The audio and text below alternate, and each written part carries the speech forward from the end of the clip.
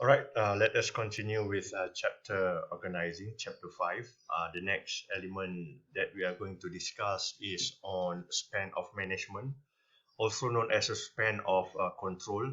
It refers to the number of individuals a manager supervises, like a span of management. Some span is very small.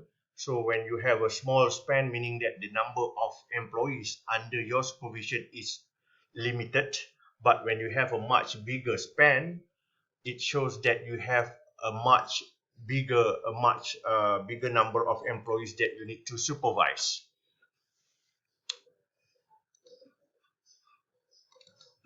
So the factors that influence the span of management: similarity of functions, geographic continuity, complexity of functions, coordination and planning. Sometimes because of some of these functions, it shows the number of employees under your supervision is small or large, depending on this factor. Uh,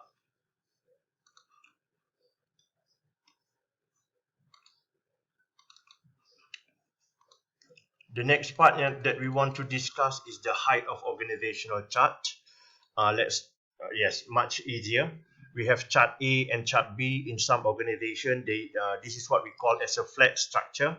The flat structure means that uh, the organization chart is characterized by few levels and relatively wide span of management. So in this flat structure, meaning that you have a bigger span of management. You have a much bigger span of management because there are a lot more people. One, two, three, four, five, six people who are going to report to this particular manager. So when you have a tall structure, the difference is that it is being characterized by many levels, one, two, three. So there are many levels, and then narrow span of management. So narrow span of management meaning that there are not many people reporting to a particular manager. So if you are the same manager here and here you have 6 individuals reporting to you, but in a tall structure you only have 2 people reporting to you. So there are pros and cons. For example, like this one, the advantages is that quick communication, fast delivery of information, because there is not much layer involved. You can speak and receive information directly from your top manager. However, in this organization, sometimes it delays the communication process. In order for the top manager to communicate with this type of employees, it must go through different channel, different people. So it slows down the decision making process. The Scala principle refers to the chain of command positioning of individuals on organizational chart, and the chain of command, the line of authority and responsibility that flows throughout the organization. The unity of command, a principle that each employee in the organization is accountable to one and only one supervisor. So this is the unity of command. If we are employee number one, our unity of command that we know we are going to report this to this manager. If you are here, you know that you are going to report to this manager. You will never be reporting to this manager because it is not under your unity of command. As a chain of command, it shows that in terms of the line authority, who has the much bigger authority. So in this organization, we can see that the chain of command explain that the top manager has the most authority and responsibility over manager 1 and manager 2. And then we have line and staff departments. Line and staff department, I have an additional notes here which would help us to better understand the concept. Line authority is reflect superior subordinate relationships, characterize the power decision making. So this is the line authority between us down here and the top and the manager, and between this manager and the top manager. So this is the line authority, and the staff authority, this is the staff authority. Is the right to advise on improving the effectiveness for line employees in performing their duties lah. So between these two departments, they have the staff authority in order to make sure the organization is going to become more effective and efficient.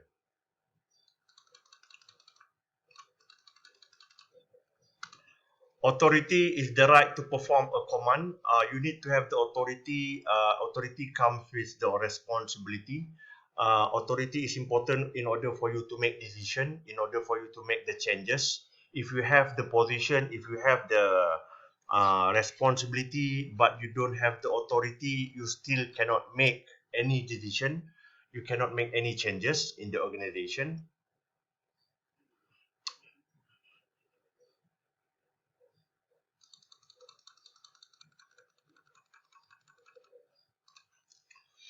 The Scala principle of management suggests that a clear line of authority should run throughout the organization such that all persons in the organization understand to whom they can delegate and from whom they should accept delegated tasks. This is what I was saying. If we talk about Scala principle, if you are supervisor one, you know that you are responsible to the production manager. This is your Scala principle. Your unity of command shows that you are going to report to and also receive instruction from the production manager, not from the sales manager or from the human resource manager. If this type of manager wants to deliver something towards this supervisor 1, 2, 3, or 4, what he or she can do is to communicate to the production manager and let the production manager talks to the supervisor 1, 2, 3, and 4. Because of why? Because of the Scala principle. And we have a clear line of authority. We know that who can delegate information or tasks to us and from whom that we should accept the delegated task. So in this chapter also they talk about the process of delegation. So this is a delegation triangle. And if you want to delegate something, you must delegate the responsibility, granting the authority, and then you must establish accountability. Then the delegation process can be fulfilled successfully. If you give the responsibility and accountability without the authority, that person cannot make the decision.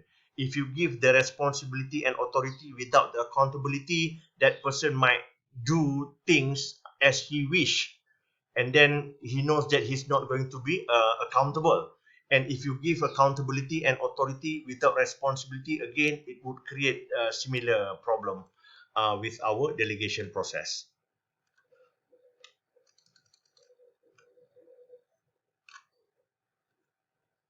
So you can read through why reason fail to delegate. And then we talk about centralized versus decentralized.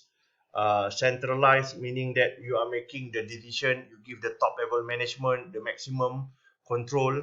Decentralized limits the organization to respond. The disadvantage limits the organization's ability to respond quickly and effectively to changes in the environment.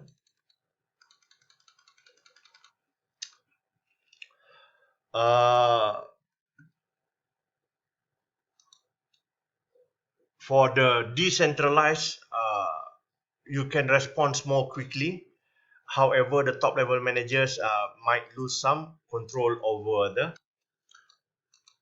All right, the last things that we want to discuss in this chapter is integration.